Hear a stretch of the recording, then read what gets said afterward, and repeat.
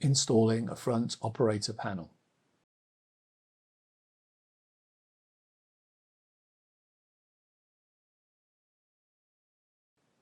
Note: the front operator panel location and cable routing will vary from model to model.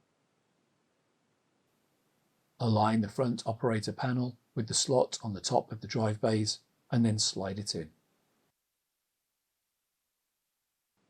Reconnect the front operator panel cable to the system board assembly.